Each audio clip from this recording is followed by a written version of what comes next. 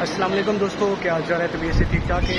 मैं अज मजलिस सुनन आया सी कि शामे करीबा और अज 10वें मुहर्रम की लास्ट नाइट सी और हज़रत इमाम हुसैन दा सी जी मजलिस सुनी। ठीक है, मजलिस सुन के तो हुण आप चलने अगे तो अगे गामेशा जावांगे इंशाल्लाह अज रात को, तो उत्थे गुरुनाथ की ज़ियारत करके तो फिर असीं इंशाल्लाह ना वापस आवांगे।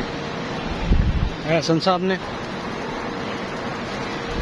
बस माशाल्लाह है जी कसरे अली अलैहिस्सलाम है। ठीक है,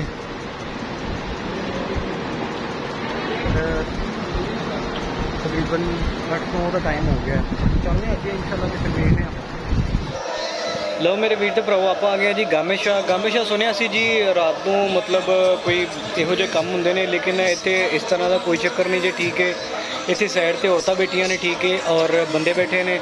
ठीक है, ऐसा कोई काम नहीं हो रहा और ना ही बेहयाई हो रही है। ठीक है, माशाल्लाह मौला का जिक्र हो रहा है, इमाम हुसैन का जिक्र हो रहा है। ठीक है, और माशाल्लाह बहुत ही लोग आए हैं। ज़रा तुसीं नज़ारा चेक करो कि मजलिस सुनन बहुत ही ज़्यादा दूरों दूरों लोग आए होंगे ने। ठीक है, तो ये आप जाफिया कलोनी के विच। ठीक है जी, जाफिया कलोनी के विच मजलिस से और मजलिस सुन के तो वापस जा रहे थे। ठीक है, तुहानूं दिखाने का सिर्फ मकसद यही सी कि गामेशा इस तरह का कुछ भी नहीं हुंदा हैगा, तो लोगों ने गलत फहमी फैलाई हुई है। ठीक है, कि गामेशा दे विच इस तरह हुंदा है, इस तरह हुंदा है, इस तरह का कुछ भी नहीं हुंदा।